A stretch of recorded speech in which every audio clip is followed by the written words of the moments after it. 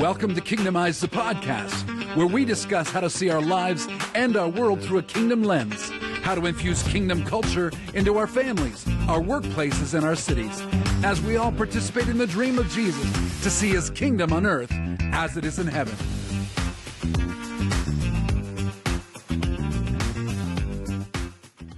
Hey, welcome back to Kingdomize, the podcast. It's going to be great today. I mean, it's great every day, let's face it, but this is going to be a great one. I have met someone I didn't know, but I realized I had been reading his books for years, so that's good. We have Paul Bartlett with us today, all the way from sunny Australia. He just told us how warm it is there, and I'm not going to let him say it live because it'll just make us all sad. No, whenever I have a UK person on, it's really important to talk about the weather because it's spring, it's 28 degrees here, and it's like a hot summer for our English people. So, all right, so there's two things we weren't supposed to talk about: the weather and how much older Ian is than Paul. So let's get them both out of the way right now. That's right. But I think, don't you think, Brian, the age thing is obvious? Yeah, for sure. Yeah. So it's good. Thanks for tuning in to Kingdomize, the podcast. And we are in our series called Solutionaries. We're looking for people globally that aren't just talking about the kingdom, but actually bringing the kingdom in real time. Paul definitely fits that credential here for us today. Paul's been a pastor for over 30 years. He's led a national ministry. He was a connection person for over 1,100 churches for the Christian churches. And he's now the founder of what's called Mobilize. And so we're going to hear a bit of his story today. We're going to talk about what is Mobilize, what's the point, and it's so connected to what we do as Kingdomize. We are really excited to have Paul here today. And Ian, I'm going to jump to you, let you guys talk about how you connected, and then we're going to hear Paul's story, what he does and why. No, I think we probably connected about 10 years ago, Paul, right? Yeah, that's it.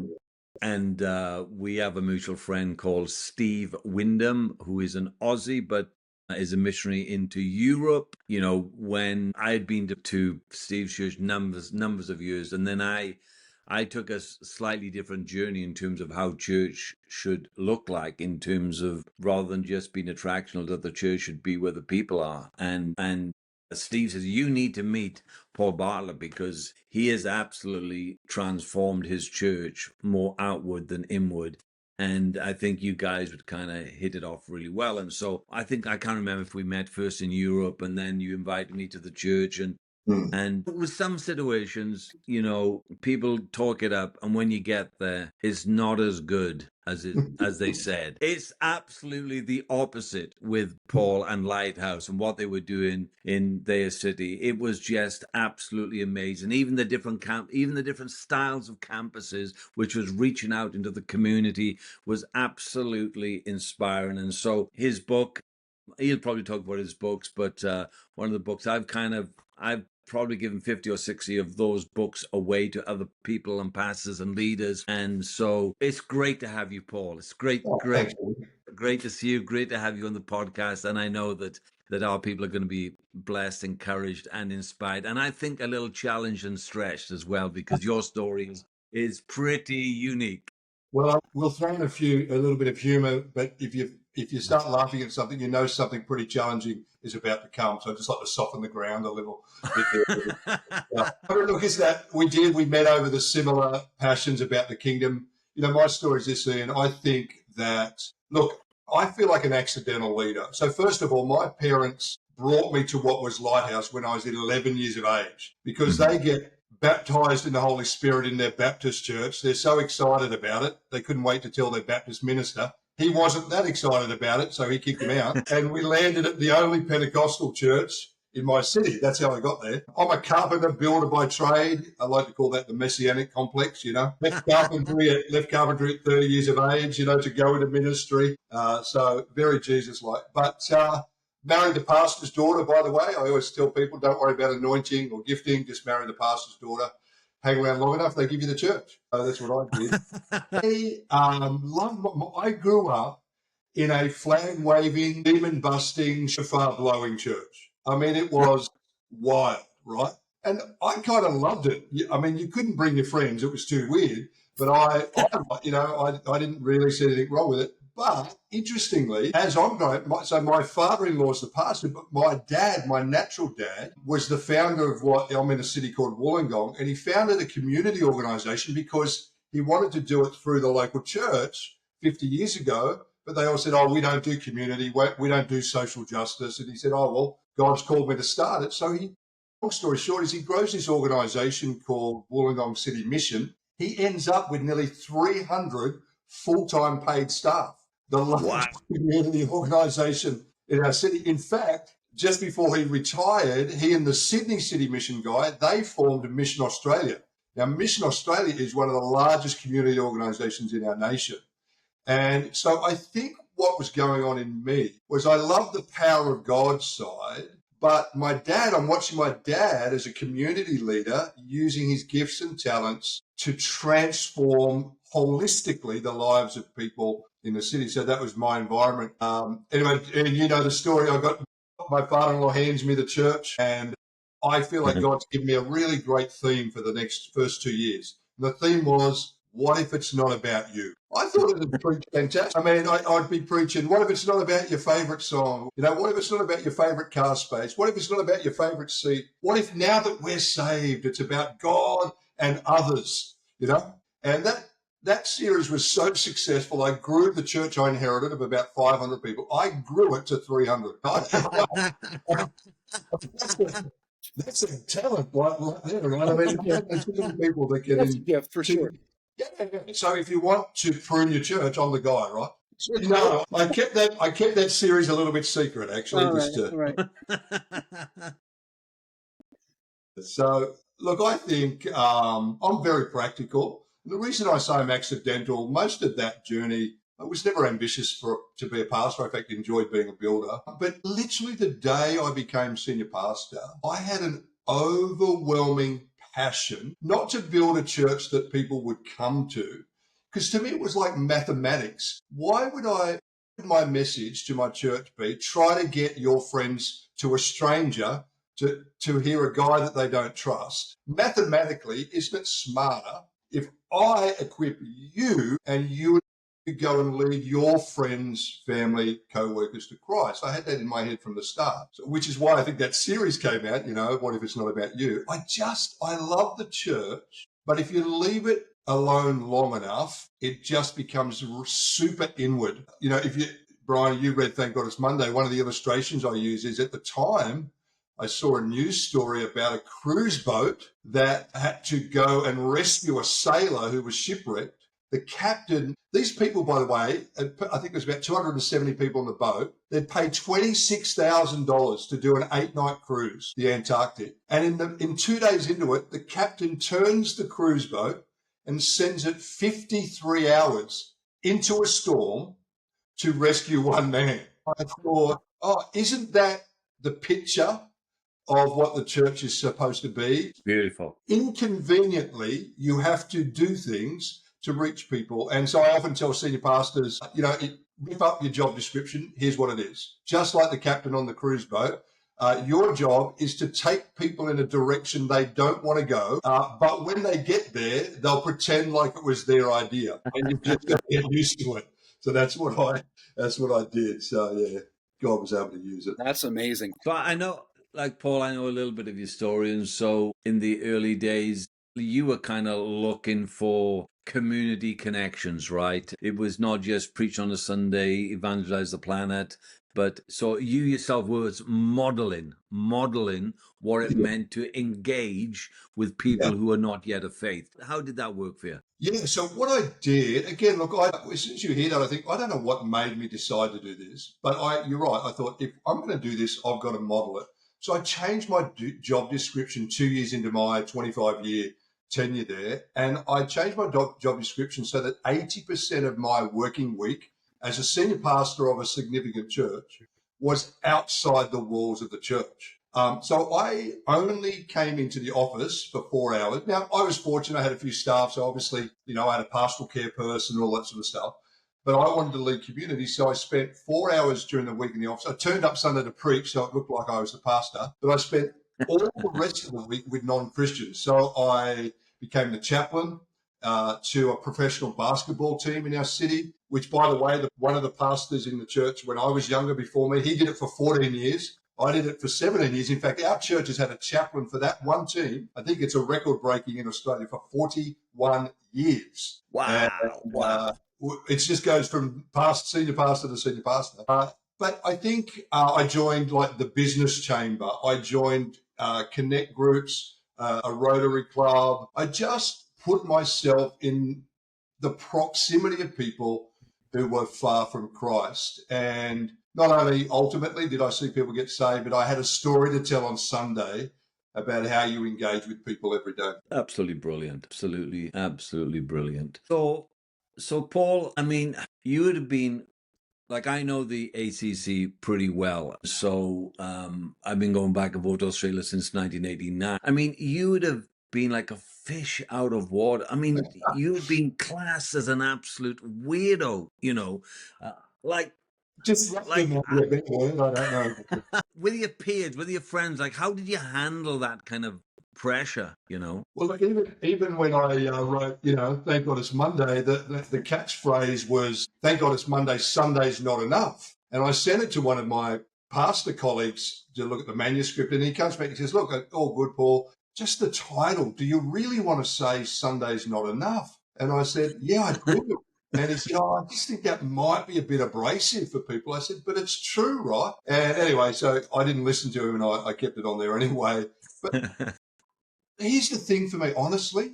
I think I have upset. I don't try to upset people, but I think my message has been disruptive, but they kept promoting me. So I was like, I started it, I'm just the senior pastor of my church, and they made me the regional leader, and then they made me the state leader, and then I became the national leader for community engagement. Like, even and I think that's what I love about the Australian Christian churches. They get that we're a movement, we're autonomous, and that the expression is diverse. So when I took on that role for community engagement, we had about 60% of our churches involved in community. You fast forward 10 years, we had 93% of our churches involved in community. Beautiful. So so they saw the value of it. Look, I tell you what I've had to do. I've had to learn to choose my words. I got myself in so much trouble. When I became state president, I think my first year, I don't know what it is. There's literally 1,200 pastors in the room. I'm on stage and just make this off-the-cuff comment. I just go, oh, yeah, I don't really believe in revival. I just blurt that out.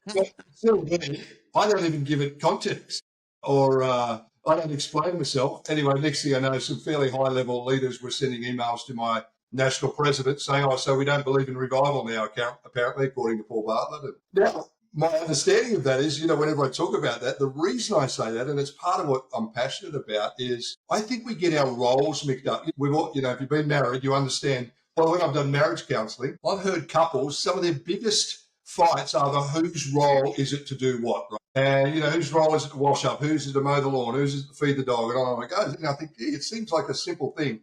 But I think we do the same thing with God. We have not understood God's role and our role. So often, because people will hold revival church prayer meetings, but they never go out and reach the community. In fact, my experience is the same people that want to pray every week to call people into the church are the same people that have never led anybody to Christ. Very good. Very good. Like almost always. Here's my take on it. Listen, I understand we want a move of God, and I understand we want revival. I respect the concept. But the problem is, every time you do that, what if you're asking God to do what he asked you to do? That's the problem with the incessant move of God, type of thing. In fact, one of the things we teach in Mobilize is there's no such thing as a lazy word or phrase. So if I'm standing on my pulpit every Sunday, and senior pastors, if you're listening, don't get me wrong, I understand move of God. But if you're standing on your pulpit every Sunday saying there's a move of God coming, it's not wrong, it's just not helpful. You know why? Because your people are going, oh, well, we'll just wait then. We'll go to work tomorrow like it's a job. Next Sunday, you can tell us God's still on his way. And so it actually produces lazy Christianity. That's the problem with it. Yeah. So we would phrase it this way. We've talked about this before, and it's in our book that you endorse, which we appreciate. We would say, if you need revival, get revived. We're okay with that, but don't stop there, right? There's something needs to go to your community as you're talking about. And one of the phrases that you said in your video, Paul, was this, is that we have kingdom values, but a Sunday strategy. Talk about that for a minute. That's really good.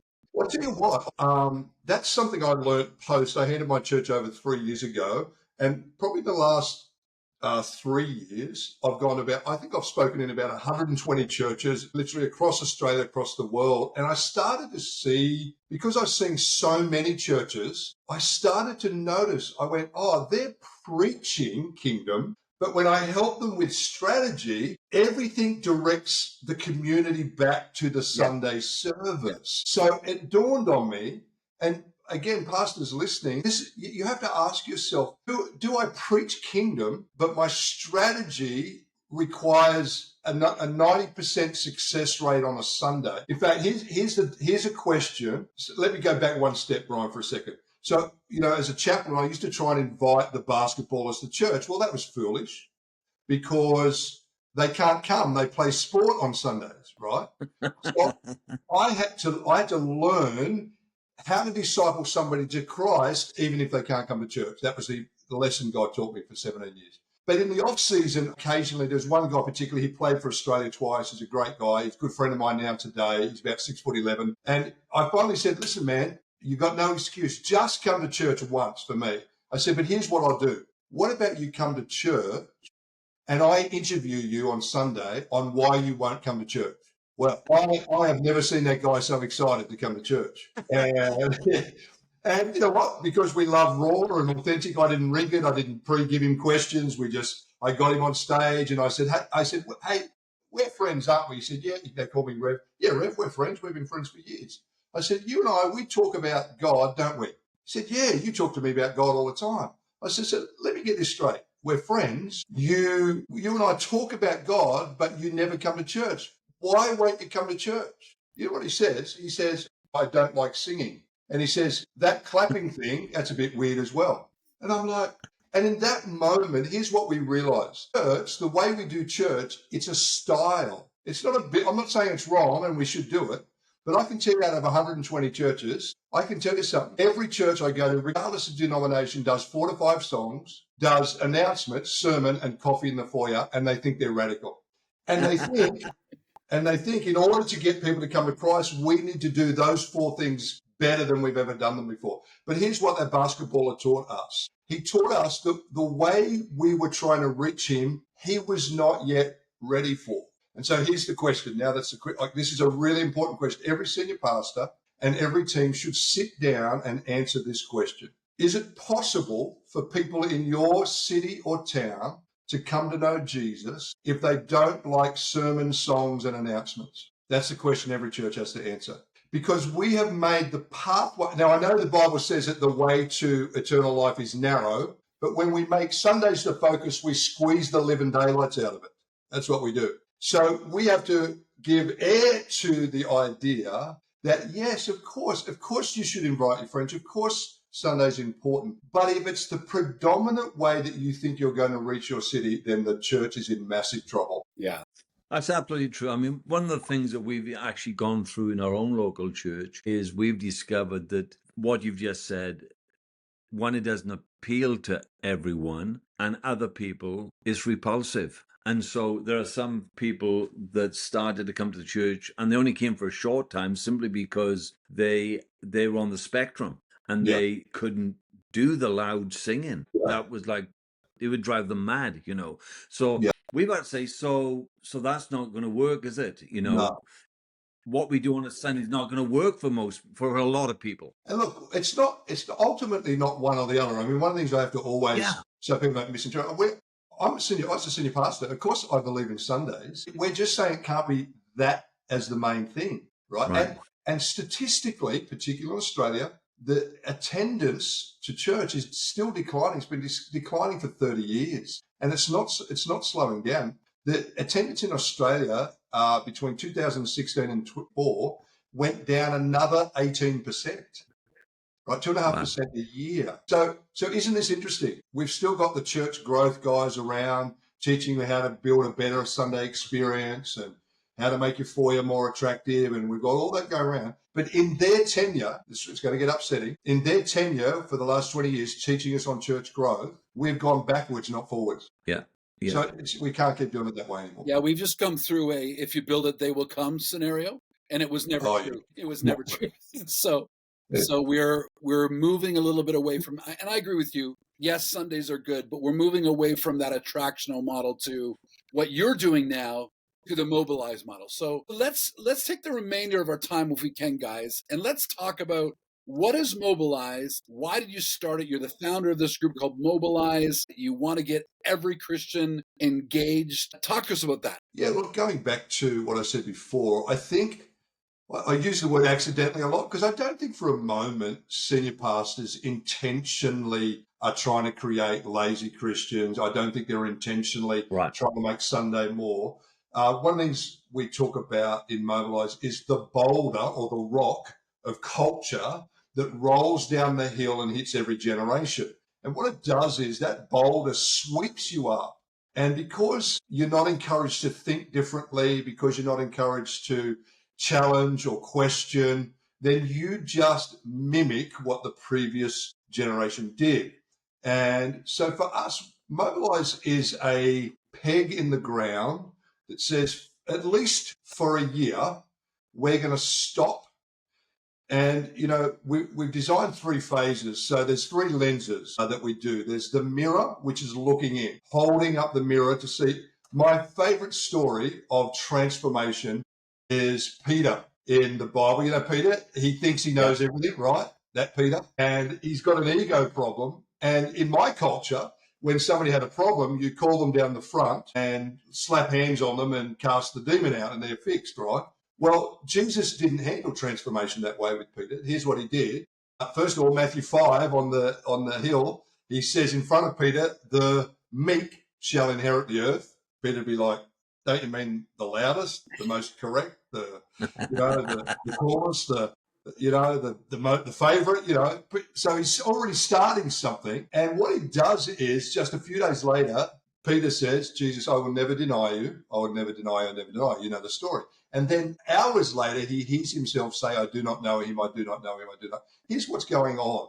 Peter did not need a miracle. Peter needed a mirror, because it's impossible to change if you think you're right? So if you're going to become a community reaching church, you need someone to hold a mirror up to you so you can honestly look at everything you're doing. And it takes courage to say, you know what? We love this, but we can't do it anymore. It's not working. In fact, the problem with the modern church is I think it's okay to love something, but if you're in love with it, you can't move it. And too many pastors are in love with what they do. And to be fair, it's because modern church centers around their gift, their platform, and there's a lot to lose as a senior pastor, seemingly. I don't think it is, but seemingly, if the focus comes off the platform and into the community. So mirror phase, looking in.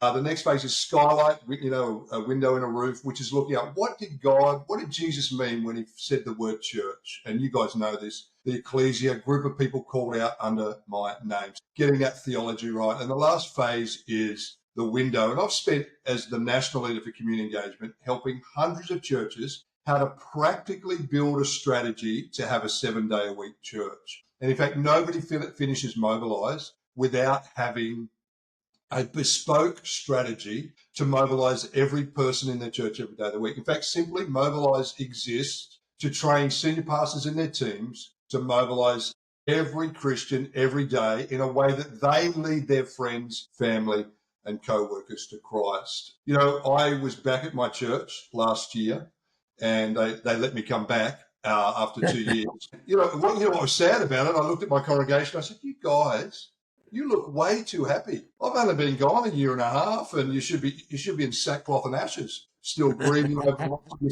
But they were happy, they were healthy, they were growing, which is another point, not time for today, how quickly people move on. Yeah. I was there for 44 years. See, we have an over-importance about our role as senior pastors. We think we're irreplaceable. Well, I got replaced real quick, and they moved on real quick. They love me.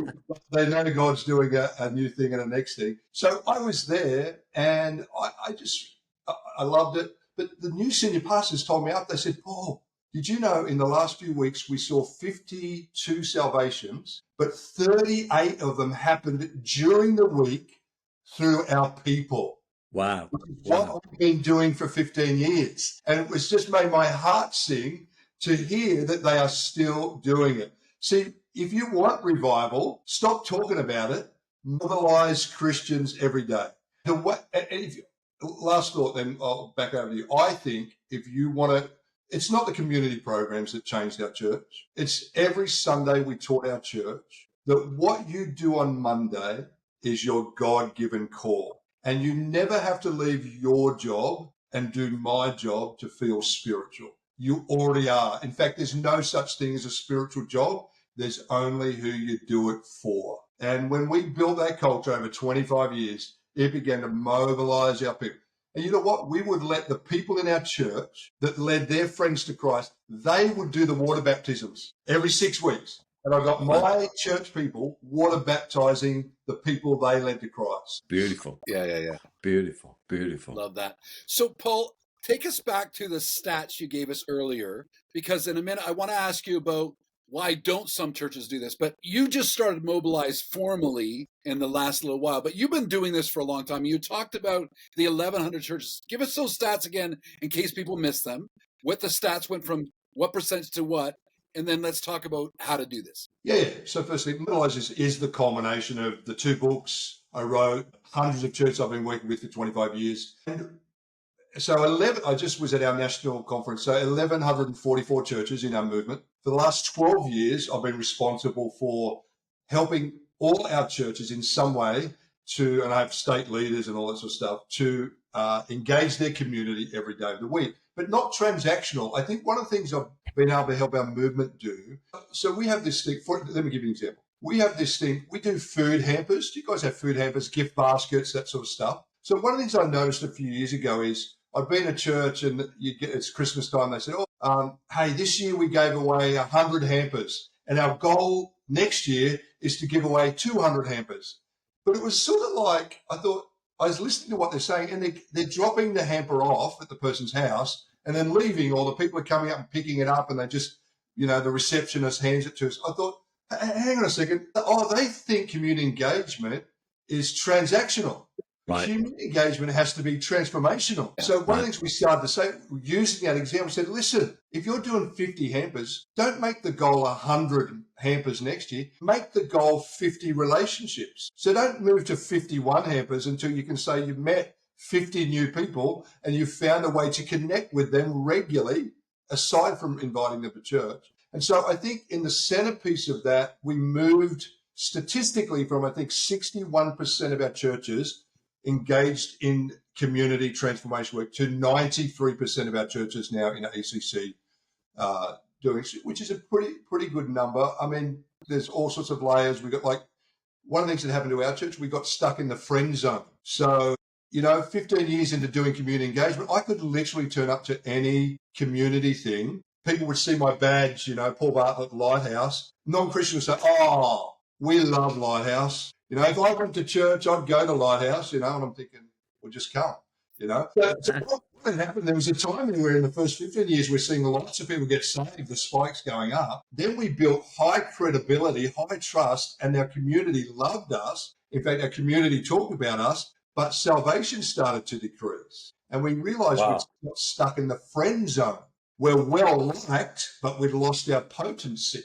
And so we had to attend to that. We had to say, hey, guys, we're not just here to be nice. We're here to communicate the gospel. And so, there's always, it just never sits perfectly, and I don't want people to think, oh, listen to Paul's stories. It all sounds so wonderful. It's chaos. So, Paul, some of the engagement I've had with people across the globe is, sometimes they just see community engagement as the new sexy form of evangelism. Right, yeah. Okay, and so, again, the idea is this is a way to get more bums on seats. Yes. Right? Yeah. It's not to bring the kingdom, it's to get more bums on seats. And so, at the beginning of this, our talk, you were saying, well, there are some people that are going to come to faith, but they're not going to come to our spiritual house. We're going to have to find a way to look after them where they live, right? And I think, like, how have you kind of managed that, where community engagement is not just the new sexy form of evangelism because nothing else seems to be working? Like, how have you got over that? It's a good question, Ian, because I think one of the battles I've had to constantly address leading community engagement is people think it's the sexy thing, it's the good thing you go and do in the community, and the result has to be that people come back to church. Let me describe it this way. I talked about the basketball, and God brought me there to teach me so many things. Now, I started being chaplain off the back of not being senior pastor, but being in a revival-focused church for 30 years. So here's my mindset when I turn up to the basketball. God, I'm going to stay here until revival breaks out. Honestly, I mean, I'm embarrassed to say. I'm only going to do this. God, I'll give it a year, maybe two, and if people don't start getting saved, I've got better things to do, right? That's honestly my attitude. I turn up to the basketball the first time as the new guy, and the coach comes up to me and he says, "Hey, Rev, do you want to know your job description?" I said, oh, thinking this will be fantastic. Finally, I get clear instruction on what I do around here. He says, "Yeah, your job is to stay out of my way." That's what he said to me. I'm so offended. And I remember going home after that training just to say, "Well, that's it, Lord. I'm done. I'm not staying here." You know what the Lord said to me? The Lord said, "Paul, what if it's not about you?" I thought, how dare the Lord use my message against me? You know, that wasn't for me. That was for others. I tell you what the Lord was doing. The Lord was about to show me that you cannot reach the community with a selfish motivation. In fact, you want to know the difference between a kingdom-centric strategy and a church-centric strategy? A kingdom-centric strategy says, I will love and stay with this person even if they don't come to church. That's kingdom. Yeah. Wherever selflessness shows up, there the kingdom is. Wherever there's an agenda to get somebody to do something you want, that's church-centric. So here's what I do. For 6 years, all I'm doing is I'm turning up to training every week. I'm doing 9 hours a week, by the way, just for basketball training, going to the games. I start wiping up sweat with a towel on the floor.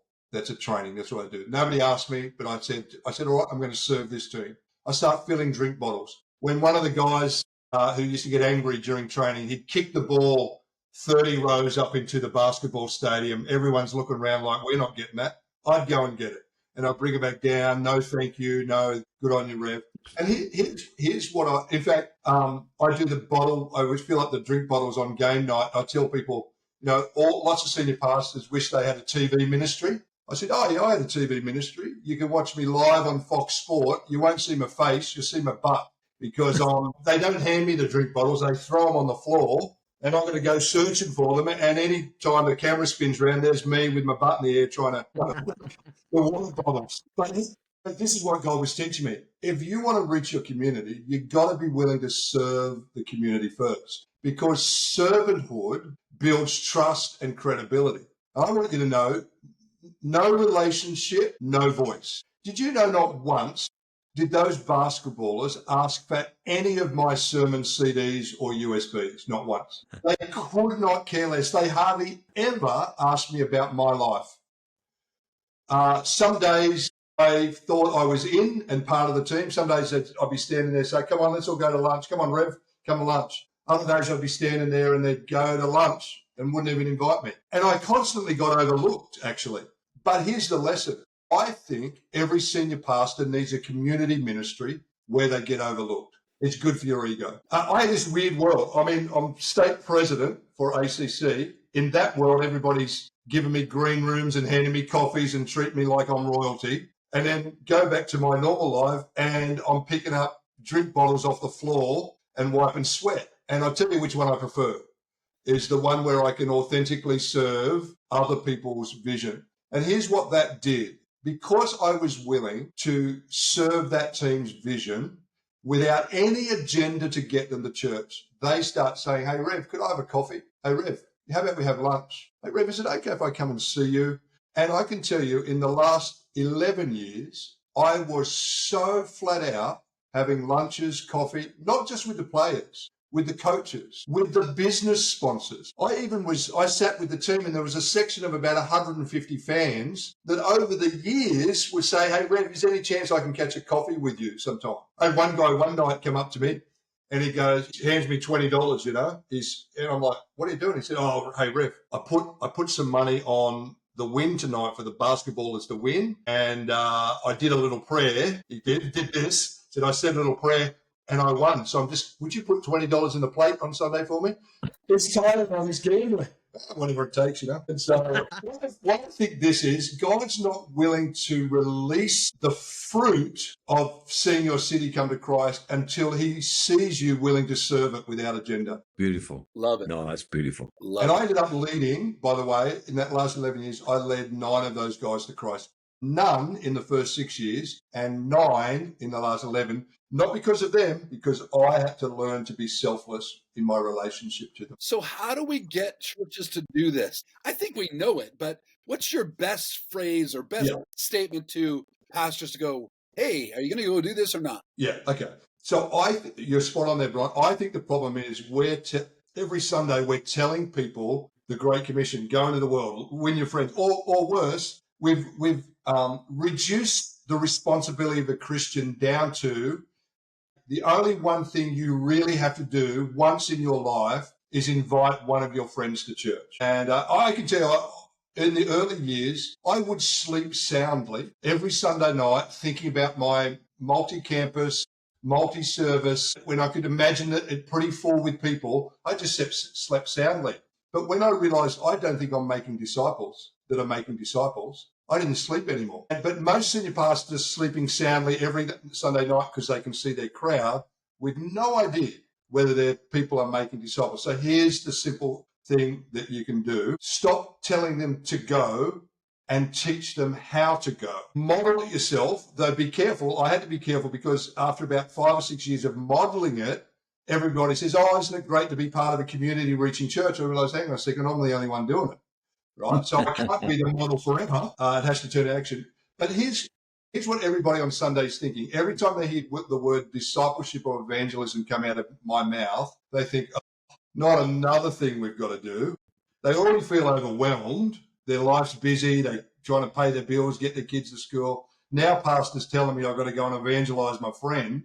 So here's the key. We've got to teach people how to disciple people to Christ in the rhythm of their everyday life. Yeah. 100%. It's not an extra. So again, let me give you an example. I play basketball personally. So the rhythm of my life is basketball. But because I'm intentional, I didn't join a Christian team. I joined a non-Christian team. So I'm fulfilling the rhythm, the things I love, the things I do, but I'm adding intention.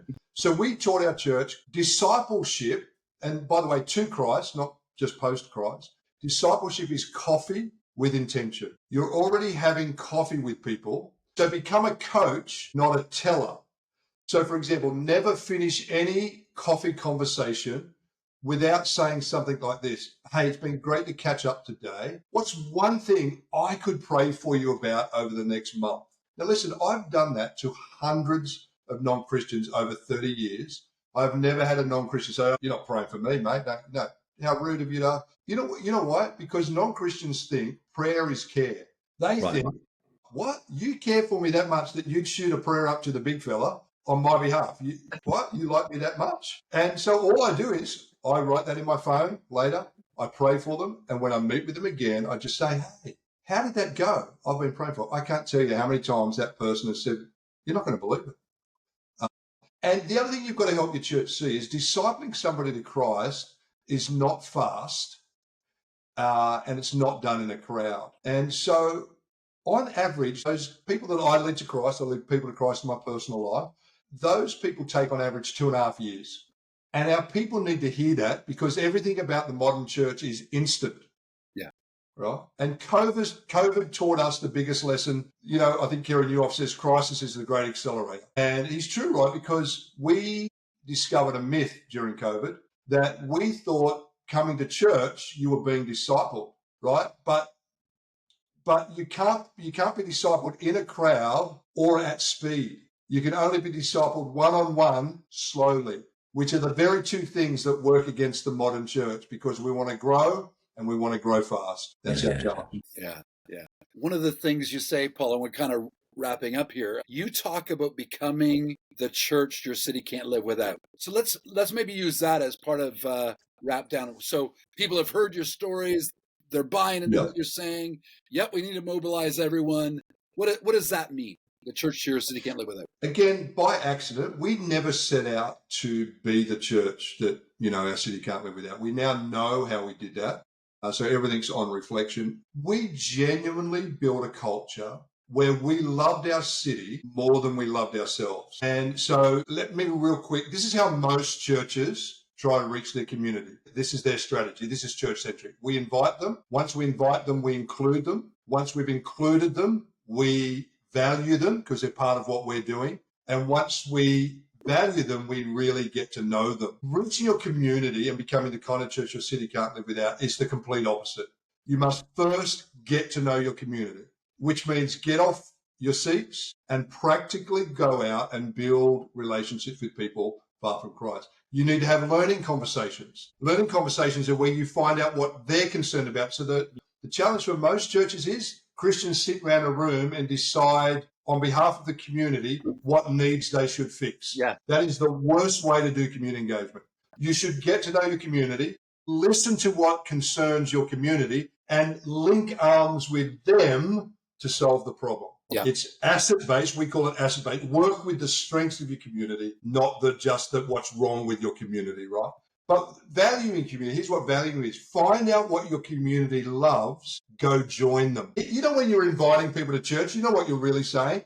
In order for you to find Christ, you have to love what we love, right? That's really what inviting is. But we're saying, no, don't you worry. We love you, even if you don't, and we love what you do. So that's why, so when you join things in the community, don't do it once. Because here's what the community know about you, because it's church-centric. The community know you're going to do an event, you're going to show up, you might serve, you might volunteer, but if you don't get the results as a church that you want, that people don't get saved or people don't come to church, the community know this, you won't come back.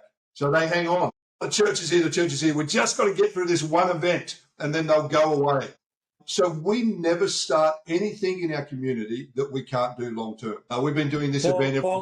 Paul, I remember you saying, the town where I don't know if you still live in Wollongong, but, they do this weekend gig once a year, 3 or 4 days. It's a beach town. Everybody's out and wherever, and I remember you saying one time you were there on a Sunday morning looking at your church, and there's all this kind of activity going on the beach and in the town and wherever and you said yourself, we're in the wrong place. Like, what are we doing in this? Yes. What are we doing here? We're in the wrong place. Oh, we're in the wrong place. We're trying, isn't that, all right, that's a great point. We're trying to get the crowd to us, but they're not interested. Why don't we go to them? And in fact, I'll never forget what happened, because we've been doing this one event, the one you're talking about, and we've been doing that for probably 24 years now. And it was 10 years in. And we turn up early, we set up, help them set up, we marshal. Some of our people go in the race, there's a running race and a swim. And we do homeless youth housing. And so some of the young people we'd taken off the streets 6 months ago, they're now in the race because we had personal trainers from the city work with them and nutritionists and whatever. But the organizer comes up to me and goes, there's maybe 15,000 people down there. And he goes, Paul, how about you count down the next race? And I'm thinking, okay, I've been here 10 years and I get to count down a race from 5 to 1. And a big opportunity. But you know what he did? Because this is what trust does. He didn't tell me he's going to do this, but he hands me the microphone. He says, hey, we've got Senior Pastor Paul from Lighthouse. Everyone loves Lighthouse. They're here today again. They've been here for 24 years. Whatever. But Paul, would you tell us why Lighthouse loves the community? So there's noise everywhere, right? So I'm thinking nobody's listening. So we've learned to eradicate our jargon out of our messaging. So I just said, well, hey, thanks for that. Hey, we want you to know that we're the kind of church, we love people first. And whether you come to our church or not, we love being amongst the city of Wollongong. And, we've got some young people here today, used to live on the street. We do that because we think God makes a difference in every person's life. So go on, I've got 3 minutes. I think nobody's listening. I couldn't believe it. I finished doing that 3 minutes and the crowd starts clapping. And they start clapping. And it just made me realize, what am I doing? wasting all my time, trying to speak to the same people every Sunday when here's our true audience. And I genuinely love our city. I think that's important. Yeah, sometimes I go down the mall and I sit and tears well up in me because people are walking past me, they don't know Jesus. And there's something about when you love people because they're made by God and they're all important. I mean, I think my passion is to lift the dignity of people, And anytime I can, it's one of the reasons we did homeless youth housing, because when you're homeless, culture tells you you're worthless, but you're not. Right. There's no such thing as a worthless person. In fact, my experience with homeless people is if you knew their story and if you had the same circumstances, then you'd be homeless as well. Right. In fact, most of the young people that were homeless because their parents were abusing them sexually or otherwise. They had to run. Right. That's why they're homeless. The starting point of transformation is the valuing of people. And until not the valuing of people who sit or come to your church, but just the valuing of people. Yeah. And I don't know, that has been in the DNA. So that's the starting point, to become the city. And then look, the other thing is, so we go known, just real quick, known, value, include. One of the things I realised was we had not included our people in the Great Commission. They were hearing about it. We were doing events. And the way we mobilised our people every day is we turned our small groups, connect groups, into neighbourhood mobilised groups. Maybe for another day we'll talk about that. But instead of being Bible studies, see, small groups are the railway tracks to your vision and values. It's how you get the big idea of community and you bring it down to a smaller. Because here's what John 1:14 says in the Message. The word became human and moved into the neighbourhood. You're really not reaching a community until it's neighbourhood-centric, not just city-centric. How to get everyday people to reach their friends next door, not just in the big picture city stuff. And lastly, the invite. We found if we did those first three things, after years of serving our community, the community invited us to their events and to what they would do. Yeah. Beautiful. Really excellent. Well, I could have this chat for another few hours, but apparently they tell us podcasts aren't supposed to be hours and hours long. So I know. Two things. Would you pray for the people listening today? And then after that, we'll get the information where they can get a hold of you. Can we do that? Yeah, sure. Yeah.